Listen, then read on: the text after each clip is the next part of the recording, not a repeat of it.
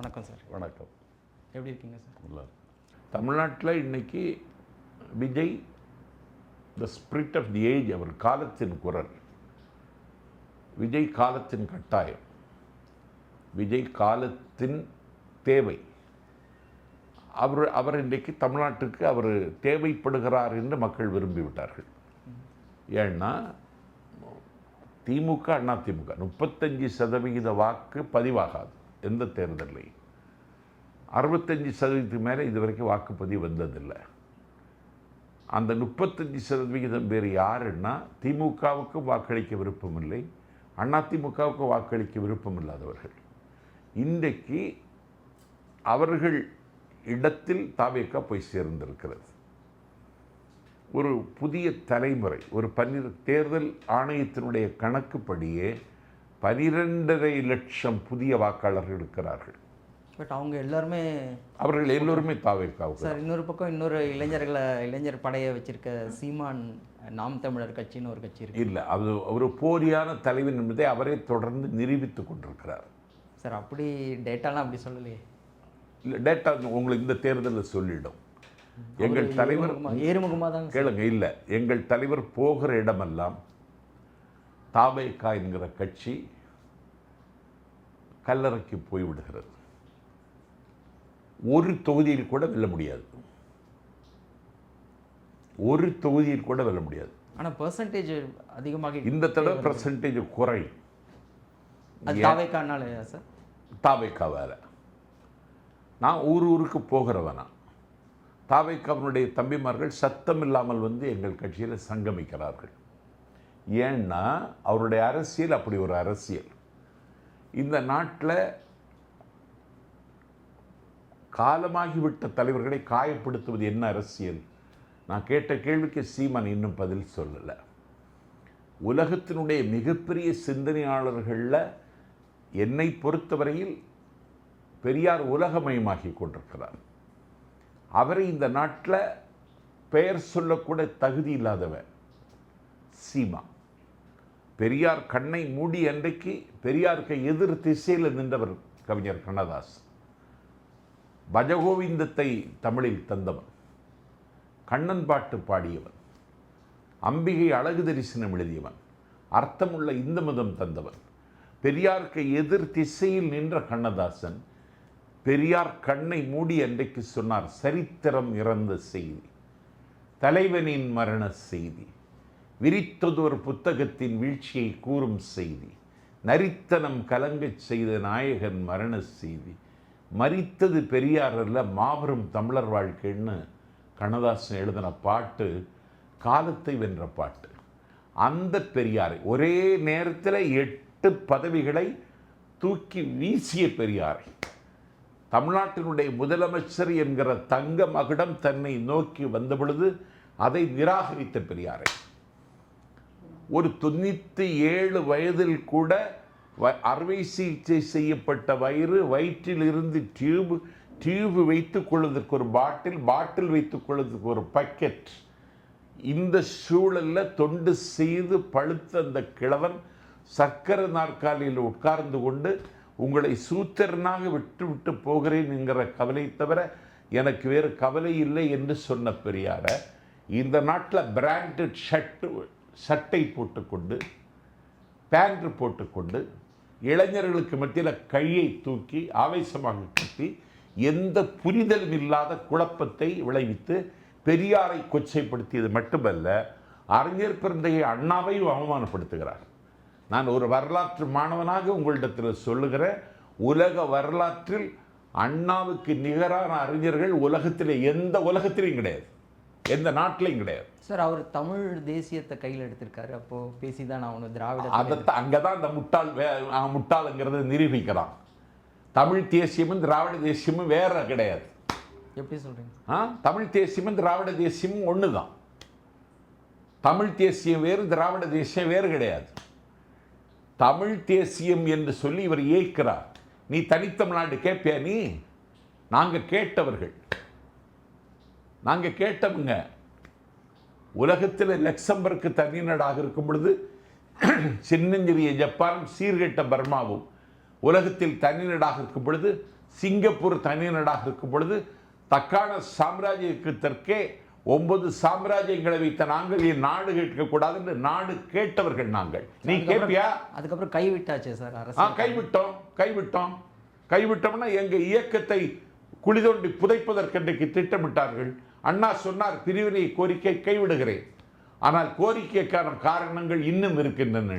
அன்றைக்கு ஒரு காங்கிரஸ் கட்சி ஒரு ஜனநாயக பண்டிதர் பண்டிட் ஜவஹர்லால் நேரு அவர் அண்ணாவிடத்தில் கேட்டுக்கொண்டார். அண்ணா வேலூர் சிறையில் இருக்கிறார், நான் தமிழ்நாட்டில் இருக்கிற அறிஞர் அண்ணாவுக்கு ஒரு கோரிக்கை வைக்கிறேன், நீங்கள் யாரிடத்தில் பிரிவினை கேட்கப் போகிறீர்கள், என்னிடத்திலா வேறு யாரிடத்திலுமா, சீனாவிடத்திலான்னு கேட்டார். நீங்கள் யாரிடத்தில் பிரிவினை கேட்க போறேன்னு கேட்டு ஒரு கொக்கியை போட்டுட்டு உங்கள் முடிவுக்கு நான் காத்திருக்கிறேன் என்றார் நேரு. அண்ணா வேலூர் வெஞ்சிலிருந்து வெளியே வந்து, சுவர் இருந்தால் தான் சித்திரம் தீட்ட முடியும், மலர் இருந்தால் தான் மனத்தை நுகர முடியும், நாடு இருந்தால் தான் பிரிவினை கேட்க முடியும். நாட்டுக்கே ஆபத்து வந்து விட்டது, பிரிவினை கோரிக்கை கைவிடுகிறேன், கோரிக்கைக்கான காரணங்கள் இன்னும் இருக்கின்றன என்றார் அன்றைக்கு அண்ணா. 4 சம்பத் உங்களிடத்தில் சொல்லுகிறேன், அந்த காரணங்கள் இன்னும் உயிரோடு இருக்கின்றன. உங்களுக்கு நீ அதை பற்றி பேசுகிறாயா? உங்களுக்கு அந்த கோரிக்கை இருக்கா சார்? இன்னும் எனக்கு இருக்கு. பட் நான் தனிப்பட்ட முறையில் சொல்றேன், நான் அதுக்காகத்தான் இந்த இயக்கத்துக்கே வந்தேன். ஆனா விஜய் அதை பேசல சார். விஜய் வந்து திராவிடம் தமிழ் கலந்ததுன்னு சொல்றாரு, தேசியமும் பேசல. அவர் மக்களுக்கேற்ற தலைவர், அவர் வந்து பெரியாரை கொண்டாடுகிறார். ஆனா பெரியாருடைய பகுத்தறிவு கொள்கையை அவர் பேசல. ஆனா உங்க கொள்கையும் விஜயோட கொள்கையும் ஒத்து போதா? இல்லை, என்னை பொறுத்தவரையில் நன்மைகள் மட்டுமே கணக்கில் எடுத்துக்கொள்ள வேண்டும். கேட்டீங்களா? சீமான் தீமை மட்டுமே செய்கிறார். இந்த காரைக்குடியில் நிற்கிறார்ல, காரைக்குடியில் அழகு ஜோதின்னு ஒரு அம்மா, கணவன் கிடையாது, அவங்களுக்கு ஒரு பையன் வெற்றி திலகன்னு பேர், ஜெயச்சந்திரன் வெற்றி திலகன். அவனை குட்டி குட்டின்னு கூப்பிடுவாங்க. அந்த தம்பி 15 வயதில் சீமான் மீது கொண்ட ஈர்ப்பால் சீமான்ட போய் சேர்ந்தார். முறைகேடுகளை நித்தமும் செய்கிறவர் சீமான். வசதி உள்ளவரை தொடர்பு கொண்டு எனக்கு கொஞ்சம் உதவுங்கள் என்று கூச்சம் இல்லாமல் கேட்பார். அப்படி கேட்கிற உதவியை நான் பணம் ரெடியாக இருக்கு, யாரையாவது அனுப்புங்கன்னு சொன்னால் இந்த தம்பியை தான் அனுப்புவாங்க, வெற்றி திலகனை. இவன் போய் பணம் வாங்கிட்டு வருவான். இப்படி சீமானுடைய வீட்டு வாசலில் காத்து கிடந்து அவருக்கு தொண்டூழியம் செய்த தம்பி 24 வயதில் தற்கொலை செய்து கொண்டான். இவர் இன்றைக்கு காரைக்குடி வேட்பாளர். அந்த வீட்டுக்கு இதுவரைக்கும் அவர் போனதில்லை, அந்த அம்மாவுக்கு ஆறுதல் சொன்னதில்லை. அந்த அம்மா கதறி அழுகிற குரல் என் காதுக்கு கேட்கிறது. அதனால இந்த நாட்டில் அவருடைய அரசியல் வந்து ஒரு ஒரு ஒரு ஒரு இனவாத அரசியல். அவர் பெரியாரை கன்னடன் என்கிறார். கேட்டீங்களா? ஒரு வரதராஜ நாயுடுன்னு ஒரு ஆள் இருந்தார், தமிழ் தென்றல் திருவிக்கான ஒரு ஆள். அப்ப நீ திருவிக்காவை முதலியார்னு பார்ப்பியா? வரதராஜலுடைய தியாகத்தை குறைத்து மதிப்பிடுவியா? தமிழ் ஒரு தமிழக சாகா வரம்பற்ற சங்க இலக்கியங்களை பதிப்பித்ததுக்கு பேர் ஊவை சாமிநாத ஐயர். அவர் ஐயரா பாப்பியா? ஒரு இனவாத அரசியலை செய்கிறார். World is global village. Sir, அவர் மொழி வாரியா பார்வையை வைக்கிறாரோ? அது வந்து அதை ஆயுதத்தை எடுத்திருக்கு. உனக்கு மொழியை பற்றி ஒண்ணுமே தெரியாது. தமிழ் தேசியம் பேசினா அப்படிதானே சார்? நாஞ்சில் சம்பத்து கேட்கிறேன். இதற்கு தமிழ் தேசியத்திற்கு வடிவம் தந்தவர்கள் யாருன்னு தெரியுமா? மறைமலை அடிகள். நீ மறைமலை அடிகளை வாசிச்சிருக்கிறியா? இதற்கு வடிவம் தந்தது பன்மொழி புலவர் அப்பாத்துரையார். இதற்கு வடிவம் அகரம் எழுதியவர் ஒரு ஃபாதர், அவருக்கு பேர் கால்டுவெல். அவர் தான் கம்பேரிட்டிவ் கிராமர் ஒப்பிலக்கணம் தந்தார். அதை படிச்சிருக்கிறியா? மறைமலை அடிகளினுடைய பேரன் நம்பியாரூரன், அவர் காலமாகிவிட்டார், வரலாற்று பேராசிரியர், கடல் கடந்த நாடுகளில் போய் ஆய்வு செய்தவர். அவர் ஒரு புத்தகம் எழுதியிருக்கார், அதை படிச்சிருக்கிறியா நீ? சூரிய நாராயண சாஸ்திரியார், அவர் எழுதின புத்தகத்தை படிச்சிருக்கிறியா நீ? நீ எதையுமே படிக்க மாட்ட, எதையும் ஆய்வு செய்ய மாட்ட, நீ தாண்டோன்றித்தனமா தடித்தனமா பேசுவ. பெரியார் இந்த நாட்டில் திருக்குறள் மாகாநாடு நடத்தியவர். பெரியார் தனித்தமிழ்நாடு கேட்டவர். நீ கேட்பியா? ஆனால் இன்றைய இளைஞர்கள் அவர் பேச்சை கேட்குறாங்களே சார். கூட்டம் கூடுது, பெரியாரை எதிர்த்து பேசும்போதும் கூட்டம் கூடுது. அவர் மட்டும் இல்லாமல் அவருடைய கட்சியை சேர்ந்தவர்களும் பேசுகிறாங்க, பெண்கள் பேசுகிறாங்க, அப்பயும் கூட்டம் கூடுது, கைத்தட்டல. அவங்களுக்கு ஒரு கூட்டம் கூடுதுங்கிறது அது கூட்டம் கிடையாது, அது கும்பல். கேட்டிங்களா? எங்களுக்கு வருகிறது கூட்டம் இல்லை. எங்கள் தலைவர் நின்றால் மகாநாடு, நடந்தால் பேரணி. அவர் இங்கிருந்து சென்னையிலிருந்து கபாலீஸ்வரர் நகர் நீலாங்கரையிலிருந்து புறப்படுறார். எங்கே போகணும்? அகரஞ்சேரிக்கு போகணும். அவர் வாலாஜா நிற்கிற பொழுது 5000 இளைஞர்கள் நிற்கிறார்கள் சார். ஆனால் ஒரு ஒரு ஒரு டிசிப்ளின்டாக இருக்கிற ஒரு கூட்டமாக தெரியலையே அந்த தொண்டர்கள். அவங்க தொண்டர்கள் மாதிரி தெரியலையே, ஒரு கட்டுப்பாடு இல்லாத ஒரு கூட்டமாக இருக்கே. இல்லை, அதாவது வராது என்றால் வருகிறார்கள், பின்தொடர்ந்து வராது. ஒரு சினிமா கவர்ச்சியோ? இல்லை, பின்தொடர்ந்து வராதே என்றால் வருகிறார்கள். குழந்தைகளை கொண்டு வராதே என்றாலும் வருகிறார்கள். முதியவர்கள் வர வேண்டாம் என்று சொன்னாலும் முதியவர்கள் வருகிறார்கள். அது எதனால சார்? கேளுங்க, நோயுற்றவர்கள் வர வேண்டாம் என்று சொன்னாலும் வருகிறார்கள். ஏன்னா தமிழ்நாட்டில் ஒரு அரசியல் மாற்றம் 2026 நடந்து தீர வேண்டும் என்பதில் தமிழக வாக்காளர்கள் தெளிவாக இருக்கிறார்கள் சார். அப்படி பார்க்கும்போது 2 பெரிய கட்சிகளும், அதிமுகவும் சரி திமுகவும் சரி, இன்றைக்கி அலையன்ஸ்லாம் முடித்து வேட்பாளர்களையும் இவர் அறிவிச்சிட்டார், இபிஎஸ் அவர்கள். இவங்க அறிவிக்க போகிறாங்க. ஆனால் தாவேக்கா அறிவிக்கிறதுக்கு நாளைக்கு அறிவிக்க போகிறீங்க சார். ஆனால் விஜய் அவர்கள் முதல் கூட்டத்திலே ஆட்சியிலையும் பங்கு அதிகாரத்திலையும் பங்குன்னு சொன்னார், எல்லாத்தையும் அழைச்சாரு. ஆனால் யாருமே வரலையே சார். என்ன? எல்லாரும் வருவதற்கு தயாராகத்தான் இருந்தாங்க. என்ன ஆச்சு சார்? அதான் திமுக தடுத்தது, அவ்வளவுதான். அப்போ தாவேக்காவோட அந்த கெப்பாசிட்டி இல்லையா சார்? அவங்களை கவர்றதுக்கான கெப்பாசிட்டி இல்லையா? இல்லை கொள்கை இல்லைன்னு விட்டுட்டாங்க? இல்லை, கொள்கை எங்களுக்கு இருக்க மாதிரி கொள்கை வேற இதுலையும் இல்லை.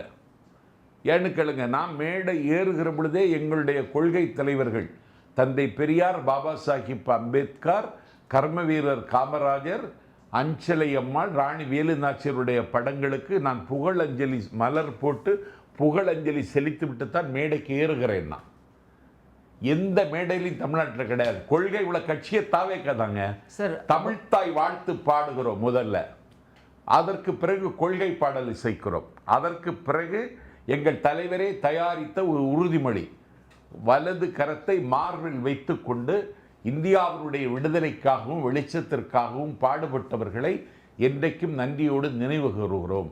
அன்னை தமிழ் காக்க ஆவி துறந்தவர்களை தொடர்ந்து பின்பற்றுவோம். பாலின பாகுபாடு, இட வேறுபாடு, ஒரு சமத்துவ சமுதாயத்தை நோக்கி பயணிக்கிறோம், அதிலே உறுதியாக இருக்கிறோம் என்று சொல்லி ஒரு உறுதிமொழியை வாசித்ததற்கு பிறகுதான் கூட்டமே தொடங்கும். திமுகவில் இருக்கா? அண்ணா திமுகவில் இருக்கா?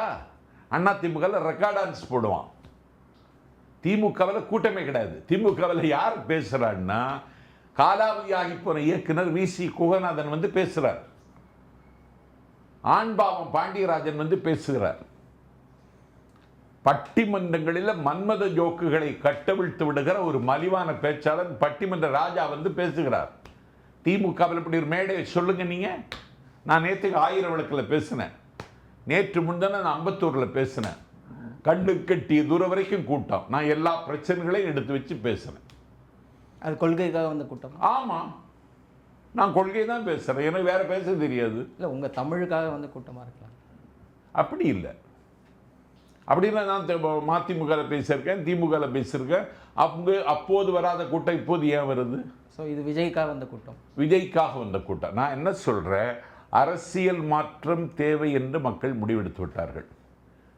அதை செய்வதற்குத்தான் அண்ணன் வைகோ 94 மே 6 மதிமுகவை தொடங்கினார். எந்த பறவையும் முட்டைக்கு திரும்புவதில்லை. முட்டைக்கு திரும்பிய முட்டாள் பறவை அண்ணன் வைகோ, மதிமுக முடிஞ்சு போச்சு. அந்த கடமையை செய்வதற்குத்தான் கபில் சிலம் கரைப்ப மூப்பனார் வந்தார். 6000 ஏக்கருக்கு அதிபதி, இந்தியா பாகிஸ்தான் யுத்தத்தை 10 நாளில் சந்தித்து பகை முடித்த அன்னை இந்திராவினுடைய மெசஞ்சர் அவர். அதிர்ந்து பேசாதவர். ஒரு 40 ரூபாய்க்கு ஒரு சில்பர், கடவுச்சீட்டு, பாஸ்போர்ட் இல்லாத பவித்திரமான மனிதன். அவர் தொடங்கினார் தமிழ் மாநில காங்கிரஸை. இன்னைக்கு இந்த தமிழ் மாநில காங்கிரஸுக்கு 5 இடங்கள் ஒதுக்கப்பட்டிருக்கிறது. ஜி.கே. வாசன் ஒரு இமாலய தவறு செய்திருக்கிறார். ஒரு தேசிய பாரம்பரிய குடும்பத்தில் இருந்து வந்த பிள்ளை ஜி.கே. வாசன் இன்றைக்கு தாமரை சின்னத்தில் நிற்க முடிவெடுத்து விட்டார். அதுவும் தேசிய கட்சி தானே சார்? அதுதான் கேட்குறேன். தேசிய கட்சியில் பிஜேபிக்கு எதிர் திசையில் நிற்கிற கட்சி காங்கிரஸ். அந்த காங்கிரஸ் மூப்பராருக்கு மறைவிற்கு பிறகு இவர் தமிழ் மாநில காங்கிரஸை காங்கிரஸில் இணைத்தார். காங்கிரஸ் அவரை கௌரவமாக நடத்தியது. இந்தியாவுடைய கப்பல் துறை அமைச்சராக முடிசூட்டி அழகு பார்த்தது. இன்றைக்கு அவர் பிஜேபி கட்சி சின்னத்தில் நிற்கிறார். புதிய நீதி கட்சி என்ற பெயர் சூட்டி ஏசி சண்முகம் தாமரை சின்னத்தில் இருக்க ஒப்புக்கொண்டிருக்கிறார். ஒப்புக்கொள்ள வைத்திருக்கிறார்கள். அந்த கட்சி போச்சு. தேமுதிக அண்ணன் டி.ஆர். பாலு மத்திய சாலை போக்குவரத்து துறை அமைச்சர். மூன்றாவது ஒரு சக்தி முகிழ்க்கக்கூடாது, ஊடுருவக்கூடாது என்பதில் அதிமுகவும் விழிப்போட்டிருக்கும், திமுகவும் விழிப்போட்டிருக்கும். தன்னுடைய வியர்வையில் விளைந்த வெள்ளி காசுகளால் அவர் கோயம்பேட்டில் எழுப்பிய மாளிகையை போக்குவரத்திற்கு இடையூறாக இருக்கிறது என்று உடைத்தார்கள். அன்றைக்கே உடைந்து போனார் விஜயகாந்த். இன்றைக்கு அந்த கட்சியை இன்றைக்கு திமுக கபலீகரம் செய்திருக்கிறது. முடிஞ்சு போச்சு. இல்லை சார், ஆனால் 10 சீட்டும் ஒரு ராஜ்யசபா சீட்டு கொடுத்துருக்காங்களே, அது வளர்ச்சி இல்லையா? வளர்ச்சிங்கிறது இல்லை. நான் என்ன சொல்கிறேன், மாற்றத்திற்கான அரசியலில் தான் கேப்டன் விரும்பினார். அதை செய்யத்தான் வந்தார். அதை க்ளோஸ் பண்ணிட்டாங்க. ஒரு தொலைக்காட்சி பெட்டியை உடைத்து திமுக எதிர்ப்பில் தீவிரம் காட்டி மதுரையில் கட்சியை தொடங்கினார் உலகநாயகன் கமலஹாசன். என்னுடைய தமிழ் திரை உலகத்திற்கு நாளைக்கு ஒரு அங்கீகாரம், சர்வதேச அங்கீகாரம் கிடைக்குமானால் அதை வாங்கி தருகிற கலைஞனாக கமலஹாசன் இருப்பான் என்று நான் நம்புகிறவன். நிரந்தர இளைஞன் கமலஹாசன். இன்றைக்கு அவருக்கு 2 இடங்கள் கொடுத்து அவமானப்படுத்தினார்கள். உள்ளம் நொறுங்கி எழுதுகிறார். உதயசூரியன் சின்னத்தில் நிற்க சொன்னதால் தான் நான் இந்த முடிவெடுத்தேன்னு எழுதுகிறார்.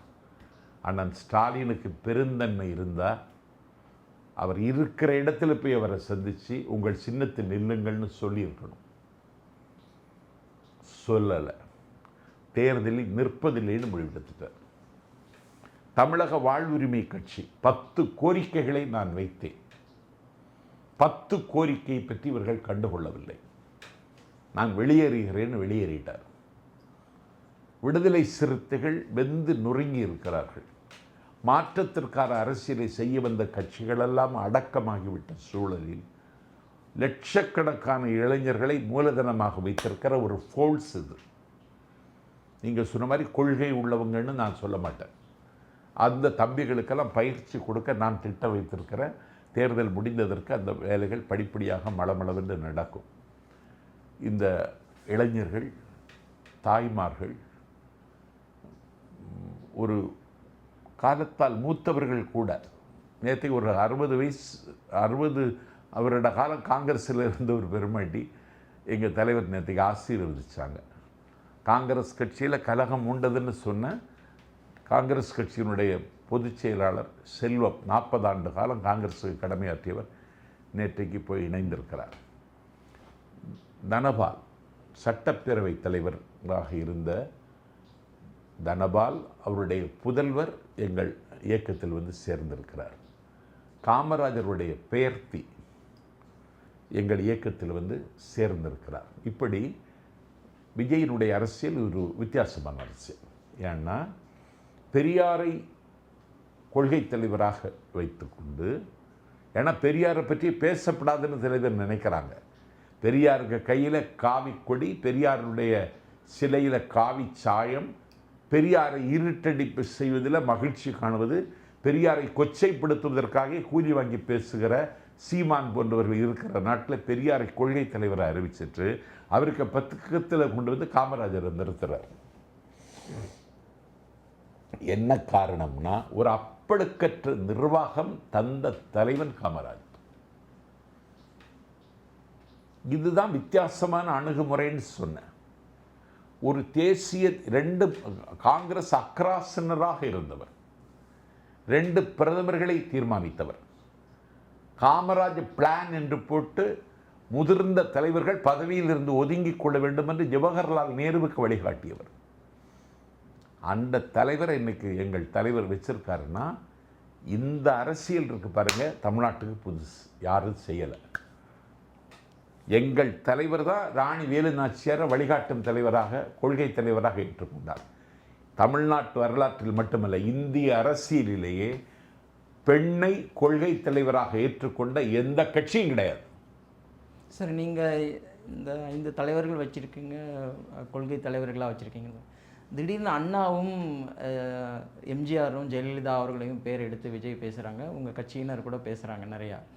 ஏன் சார் திடீர்னு பேச ஆரம்பிச்சிங்க? என்ன அப்போ அப்படி பார்க்கும்போது அது அரசியல் காரணங்களுக்காக? அரசியல் காரணமும் இருக்கு, அரசியல் காரணம் இல்லை, அந்த 5 கொள்கை தலைவர்களையும் அப்படி வைக்கப்பட்டதோ அந்த மாதிரி? இல்லை, அது கொள்கை தலைவர்கள் அந்த 5 பேரும் தான்.